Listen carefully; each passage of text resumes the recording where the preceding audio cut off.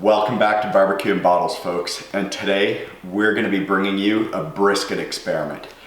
We've been working on steak experiments and you guys really seem to have liked them and are enjoying that series, so we wanted to kickstart another experiment series, and what better than to do it with briskets. So today we're going to be testing whether the best outcome for your brisket is to wrap it in foil, to wrap it in butcher's paper, or just to leave it unwrapped in its entirety. And that's why we have not one, not two, but three whole packer briskets here. So what we're gonna do, we're gonna take you through the trim, the prep, the rub, the cook, and how to slice these guys up at the end. And then we're gonna test the smoke ring, we're gonna test the bend test, we're gonna check how easily it pulls apart, the juiciness, the tenderness, and we're gonna see which of those methods actually gets you the best brisket. So if you're into that kind of thing, smash the subscribe button, hit that like button, and stick around for more brisket experiments to come. Let's jump into this. So before we start slicing up our briskets, we're gonna take two of these and put them back in the fridge. It's a lot easier to be trimming your brisket when you've got it nice and cool. If it's warmed up to room temperature, you're gonna risk cutting yourself. It's just a little bit harder to trim through all the fat that we're gonna have to take off these briskets. So we're dealing with a whole packer brisket. We've got USDA prime grade beef here, and they usually come in these cryovac sealed packages. What you're gonna wanna do is just cut into the side with the fat cap. And there's a ton of juices in these packages, and you don't want that to go everywhere. So just be careful. Try and keep this packaging intact and pull out your brisket just like that. Not lose any of the juices, and just transfer it straight to the garbage. Now I'll just clean this up with a little paper towel.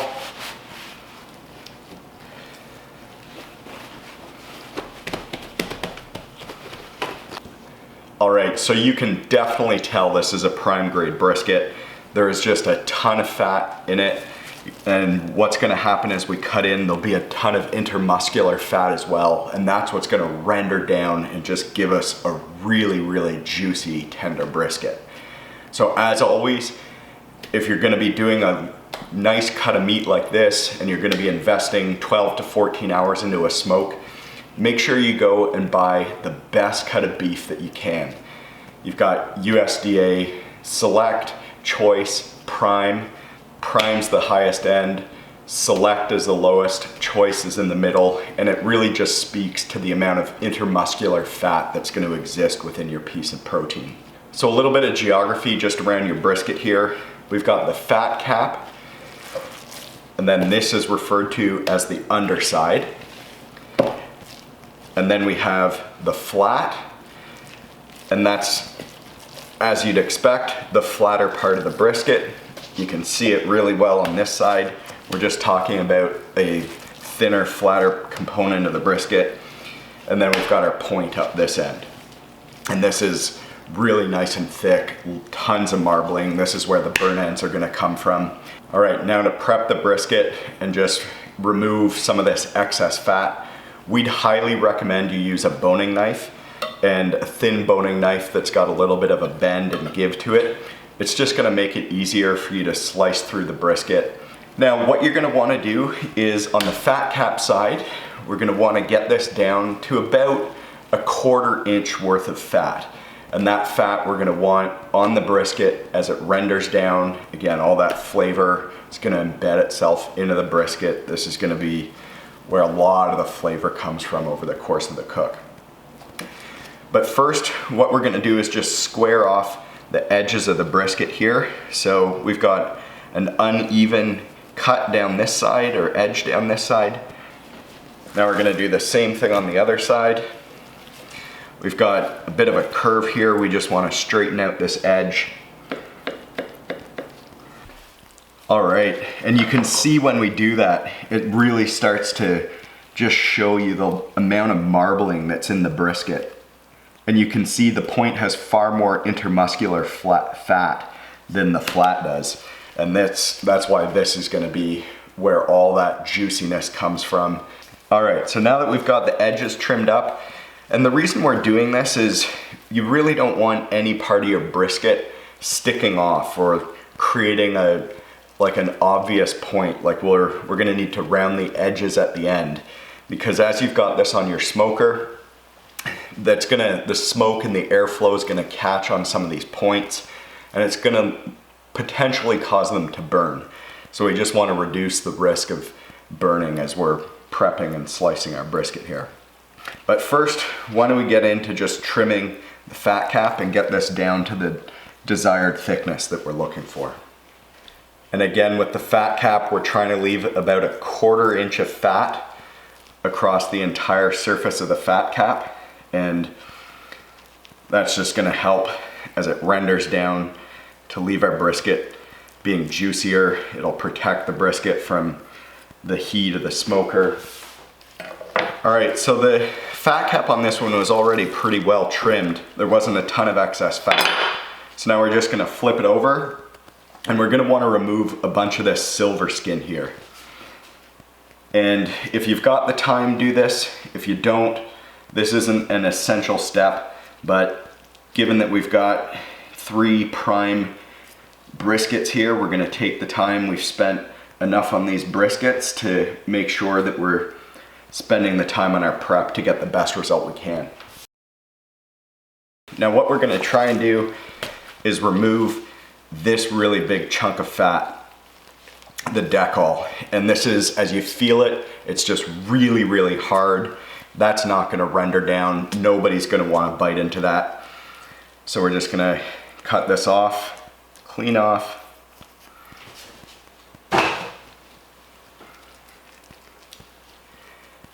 And if you're making burger meat or sausages, you can use all of these trimmings. This doesn't have to go to waste. If you're trying to work on your 80-20 chuck, using brisket fat or brisket trimmings is just a perfect way to increase your fat content and get the 20% in there that you're looking for in your burger chuck. Now, this decal goes deep down in there, so we're just gonna carve in like this and remove as much of it as we can.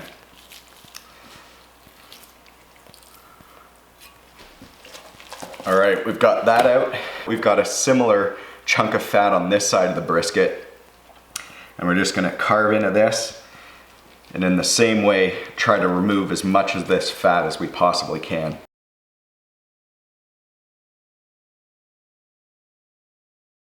All right, now that we've got that off, we're just gonna try and square up the end here a little bit. So I'll just come off that side. And we're gonna take off this piece here just to square that up. And just look at that marbling. That is incredible. All right, now we're just gonna round out the edges here. Again, we don't want these edges burning on the smoker. And with that, I think we've finished up the trim on our first brisket. So just look at that marbling in the point here. That is absolutely incredible. So we've got great marbling throughout this, more so in the point than the flat. We've got this trimmed up evenly, and now we're just gonna quickly do the other 2 briskets, and then we'll show you how to season these. All right, so we've got the 3 briskets trimmed up here. Now let's start on the rub. We're just gonna go with a really simple Texas barbecue style rub. So we've got kosher salt and we've got cracked pepper. We're just gonna blend these on an even part basis, and that's gonna form the rub that we use for our brisket. Now for each of these briskets, they're directionally 10 pounds each. You're gonna wanna use 1/4 cup of salt and 1/4 cup of pepper. So we're just using mason jars here, and a little cheat is you can measure out one of your ingredients. So we did salt first, poured that into this mason jar, put the empty jar next to it for the pepper, and then we didn't have to measure that out. We just poured it up to an equivalent level with the salt. So now let's mix these together. Just like that. Now we can just shake it around, get it nice and mixed up. Take off the lid again, and now we're ready to rub. So we've got the first brisket that we're gonna rub down here, and what we're gonna wanna do is just go in with a little bit of oil for binder. So we're using avocado oil. So we're not using this avocado oil because it's got a high smoke point. We're using the avocado oil because it's a neutral oil and it's not going to impart any flavor onto our brisket. And this is just going to act as a binder. So what we're going to do, we've got this nicely mixed up. We're just going to go in with a gentle motion like this and just get an even coating all the way down the brisket. Don't be shy. It's going to be hard to over season a brisket. It's a huge cut of meat. Now we're just going to want to pat that in. And then to get the sides and the edges, what we do is we hold our hand down like this and we just pour along our hand and along the side of the brisket, and it just gives you perfect coverage all the way down the side. If you look at that, get rub all on the edges, not just on the top. Perfect. Flip that over. Now I'll do the same on the other side.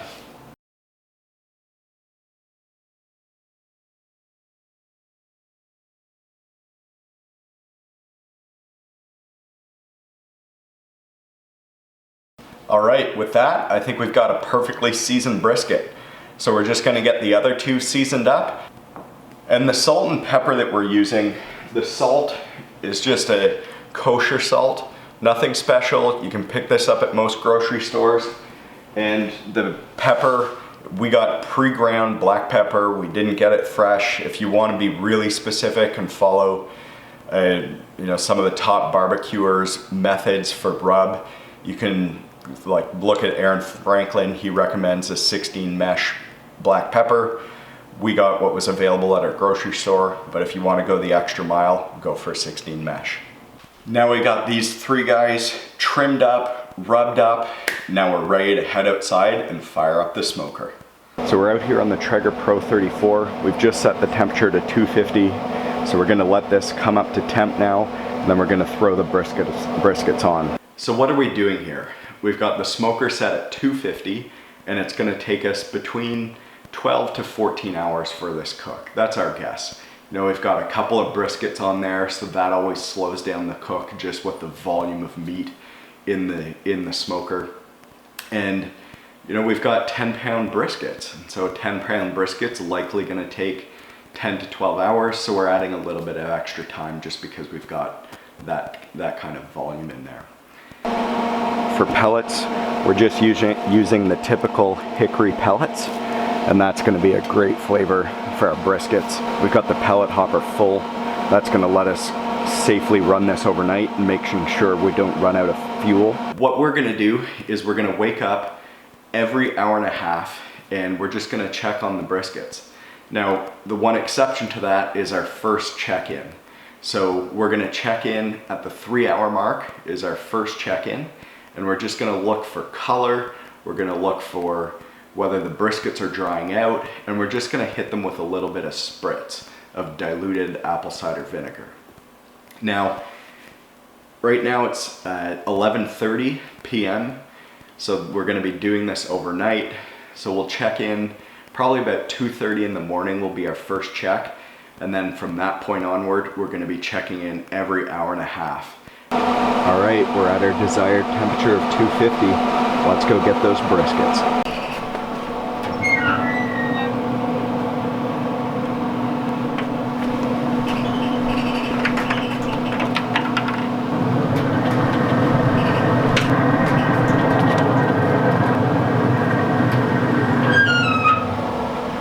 Now the other thing we're going to want to do is just have a container of water in your smoker. So we're just going to put that down there, close the smoker up, and that's just going to make sure we maintain the right level of moisture in the chamber. It'll make sure our briskets don't dry out as quickly. So that's a pretty critical step as well. So of course we're gonna need to monitor temp. So we've got our Weber iGrill here.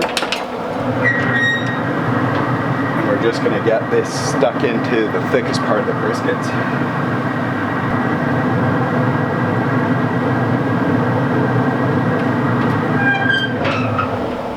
So we've already heard some raccoons out here and they know we're rolling smoke, they can smell it. So what we're gonna do is just use a little bungee cord here. Go around the leg of our smoker and just keeps our lid nice and tight like that, and we don't have to worry about any of the raccoons getting into the smoker. You know, we live in Toronto, there's a lot of wildlife, shockingly, in the city, and this is the kind of stuff you've got to deal with. So I just want to mention a couple of things. First, you'll see that we're starting all of the briskets off unwrapped. That's because we're going to wrap them just as they're coming out of their stall around 170 degrees Fahrenheit.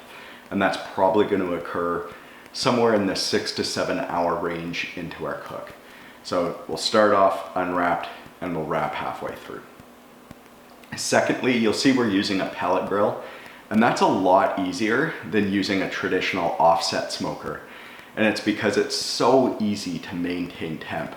On our Traeger, all you have to do is set the dial to a specific temperature, and then the machine just maintains that temperature at a constant level through your entire cook.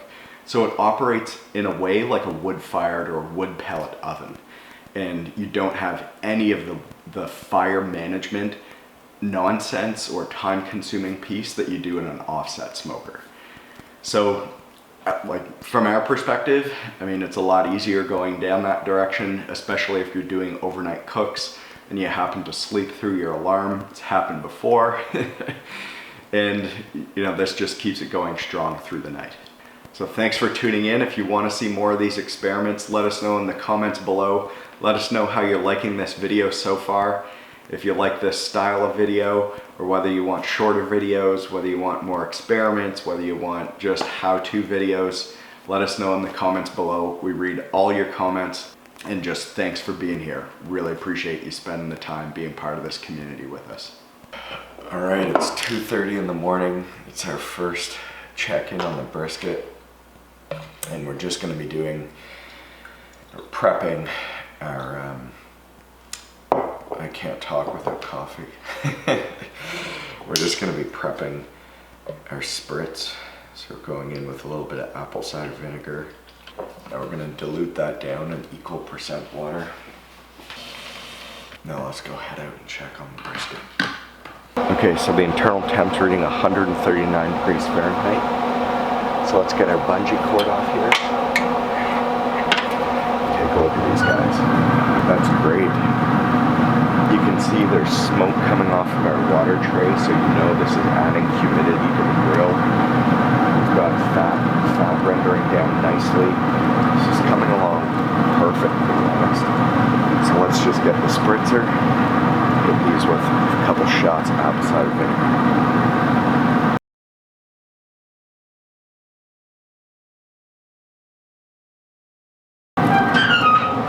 So I slept through the last alarm.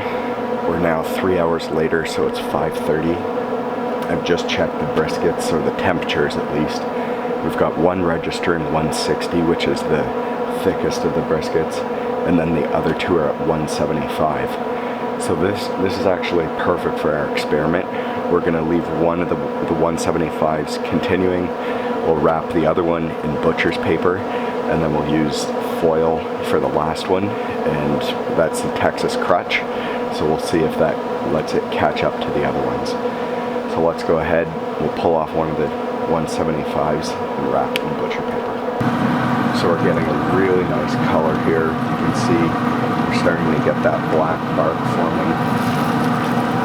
We're getting pools of fat rendering down and just collecting on the flat side of the brisket.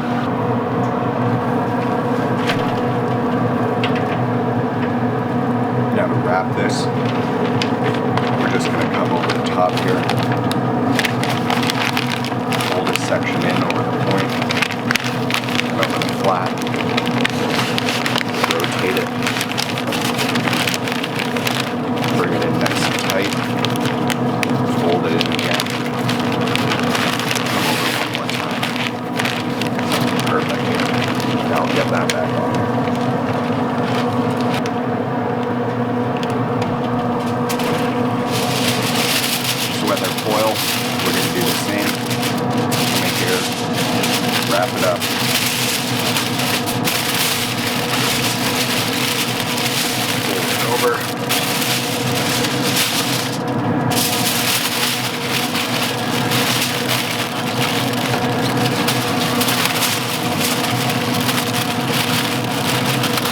Now the only thing we're going to do differently with the foil is do this twice. You want a double layer of foil just so that you don't get any punctures, and you want to make sure if you do get a puncture that you're not going to be dripping through.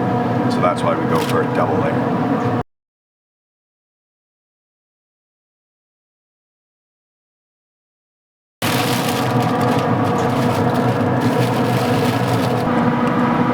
Now we just need to get our temp probes back in here. And we want to try and get them back into the thickest part of the brisket. And especially for the foil, you need to go in the top. And that's so that you're puncturing a hole, but you want to puncture it in a place where it's not going to release a whole bunch of juices.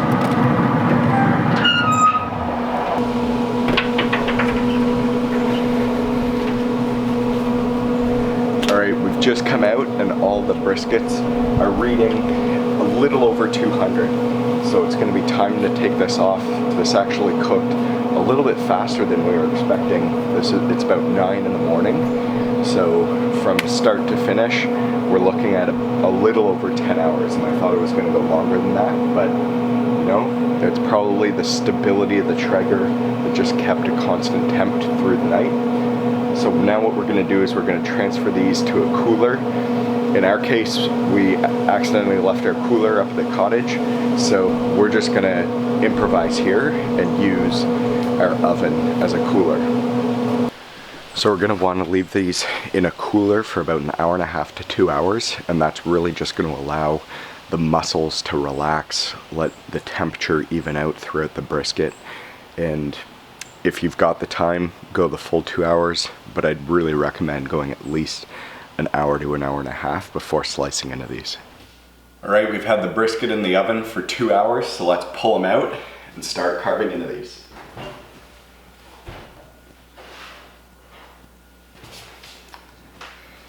Now what's great about using a cooler or an oven is you're retaining all the heat of the brisket. So this, you can still feel the radiant heat coming off of this. So when you're letting it rest for as long as we did, you're not actually cooling your brisket down that significantly. All right, let's get these transferred over to the cutting boards. Let's open this up. Really excited to see this. Look, this is why you need butcher's paper that doesn't have the wax covering on it. This is just pure paper. You get that window in terms of the fat absorption here, and you get a semi-permeable membrane so you can continue to let your brisket breathe even though you've wrapped it.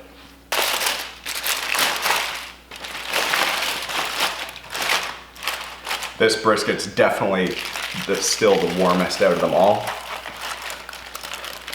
Oh, still nice and hot. So let's flip this over, get it on the board.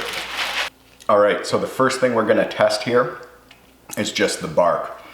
So looking at each of these, I was actually expecting this one to be maybe a little bit dry, but you can see with the prime brisket, there's been a ton of marbling that's rendered down. We can still see some dampness here on the surface. This is not dried out at all. On this brisket, which was the butcher paper wrapped brisket, I was expecting this bark to be like really moist, and there's parts of it that are, but it's still like the firm, darker brisket bark that you'd expect. I would have thought that some of this bark would have just been ruined from the moisture that would have been absorbed in the butcher's paper. And in this one, similarly, I would have thought there was an element of, and you can see it here, this is what I was expecting, how you can kind of just rub off the bark, because with the foil, you're retaining all of that steam, and you can end up just pulling off your bark like that. I think you've got to be a little bit careful when you're using foil on the bark standpoint, that you're not, you know, just steaming your brisket in the end and destroying all that work that you put in the initial 5 or 6 hours to build up that bark. So ranking on bark, I'm gonna give it to the uncovered and the butcher's paper, and the foil not so much. Now let's check out the tenderness. You want your brisket to be nice and floppy, have a little bit of a bend to it, and that's exactly what these have. When I pulled this one off, and frankly all of the briskets off when they were really hot at about their 200 Fahrenheit mark, I was a little worried that they weren't going to be hanging together, and I think that was just because we've got prime grade briskets. There's so much marbling that's rendered, and just look at this. As they've cooled a little bit, they've hardened up a bit so that I'm not worried anymore. Like, I can hold this brisket like this without the thing just falling apart.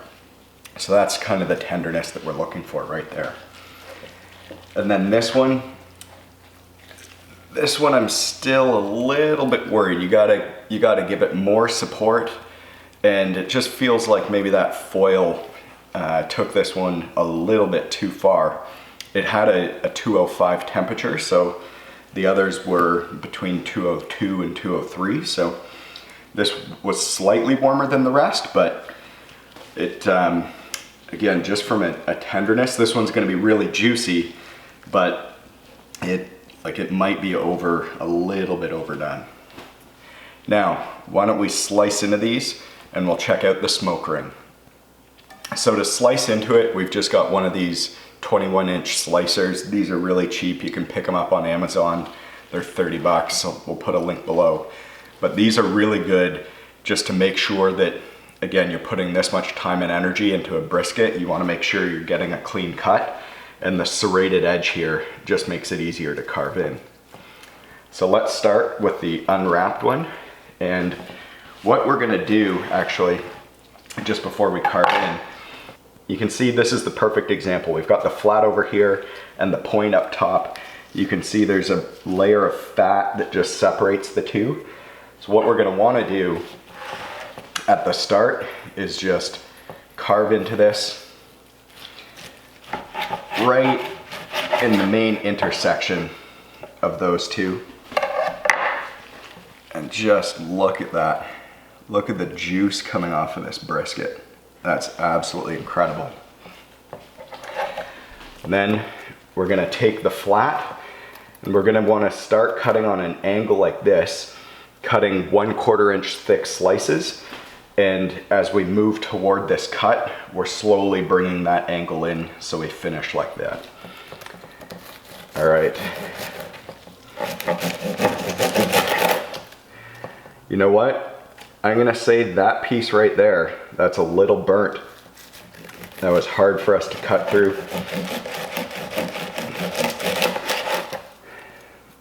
And frankly, I'm thinking a little bit of the same here. You can see the bottom of this brisket maybe got a little too much heat.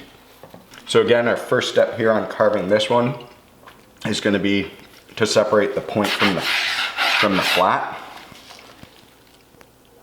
Just look at those juices. All right, we're gonna start carving this the same way. And we're going for about 1/4 inch thick slices. And I can already tell this one isn't gonna have the same issue as the last brisket where the bottom got too much heat. I think the butcher's paper helped protect this a little bit. Now for the point, we carve it in the opposite direction. Just look at that money shot. Beautiful smoke ring all the way around. Really nice and juicy. Just look at that glistening. This is gonna be a really good outcome. So now let's cut up our last brisket and then we'll do the comparison. So this was our brisket covered in foil. Just look at this jiggle. You can tell there's still a lot of fat that hasn't fully rendered down in there, but this is gonna be a nice one. Again, the carve in right here. Now our worry is this one might be a little overdone in the sense that it doesn't hang together totally well. And that's just because the tin foil would have, or rather the foil would have just steamed this a little too much. Yeah, you can see it's pulling apart a little more easily as we carve into it.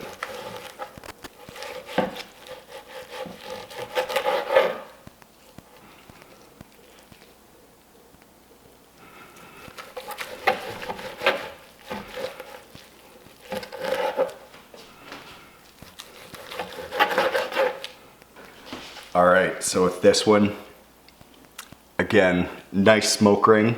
So the smoke ring really develops before you put it in the foil or in the butcher's paper. So not surprising that we've got a good smoke ring here too. And an incredibly juicy outcome. This was probably the fattiest of the briskets. So I'll just show you a slice down the point.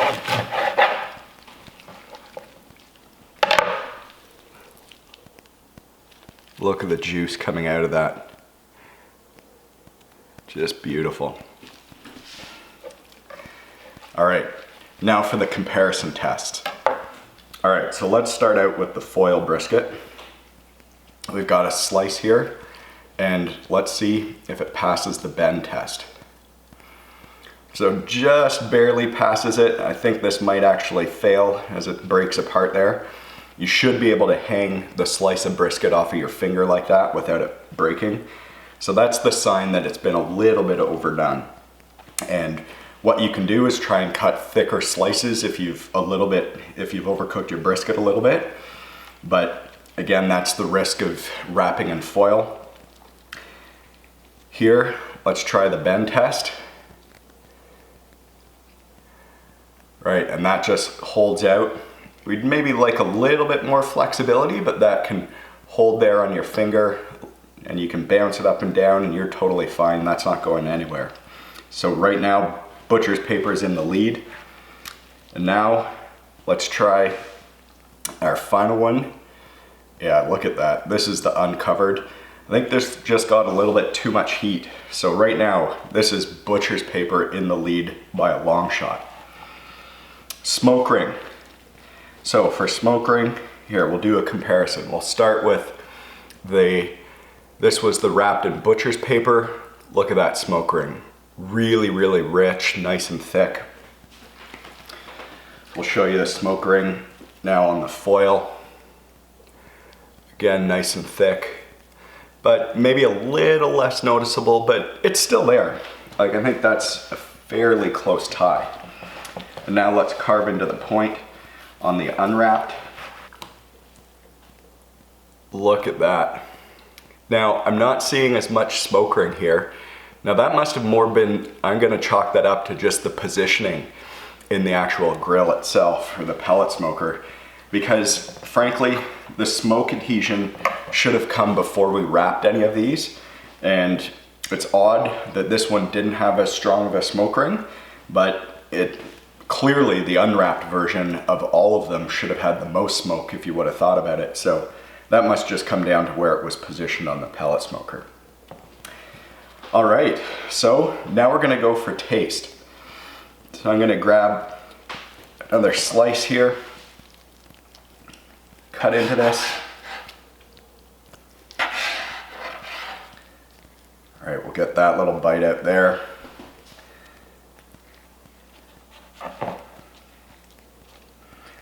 I'm trying to get a mix of fat and the lean, just so you can get the full flavor profile of the brisket. All right, now we'll do the taste experiment. Oh man, that is really good. You can taste the richness of the USDA prime beef. And the seasoning, because we just used salt and pepper, isn't overpowering the beef, so you get a ton of that beefy flavor. The fat is perfectly rendered, but the actual protein, I think, is a little bit too tender. Like, it just almost melts in your mouth. Again, beautiful flavor profile. You can taste the smoke, the hickory, but I'd like a little bit more chew to the protein part of it. Now that was a beautiful bite. Perfect amount of fat, rendered really nicely, but you still get a bit of chew and mouthfeel as you're eating that brisket. So this one, definitely better than the foil wrap. So now let's try the final one. All right, so what I've got to say about the unwrapped version, while you still get the flavor profile of the smoke, you get that beefy taste. Maybe it was the positioning that we had on the grill, but this one just had too much heat on one side of it, and you can taste like a bit of a crunch on the bottom part of your brisket, which is definitely not what we're going for. So I'm gonna, maybe it was part of, in terms of like where it was on the grill, but the other thing might have been that the wrapping actually protected part of the brisket. And I think that was the case with the butcher's paper wrap and the foil wrap. So in this case, I'm gonna give the win to the butcher's paper wrap. This was absolutely a perfect outcome. It had the best marks when it came to the bark, best marks when it came to the smoke ring, best marks when it came to the bend test, the best for juiciness, flavor profile, texture. This just nailed everything we were looking for. And this isn't to say that this is the best approach at all. I'm sure we're gonna get a lot of comments saying, oh, you did something wrong as it related to the unwrapped or the foil, but there's specific ways, I guess, that you need to cook each of these if you want them to have perfect outcomes. But I think the approach that we just took is perfect if you're gonna be wrapping in butcher's paper. So if you like this video, give us a like below, smash that subscribe button if you wanna see more brisket experiments to come. And if you haven't seen our steak experiment videos, I'm gonna put a link down to the playlist below. Go check those out. And thanks for tuning in. We really appreciate you being here.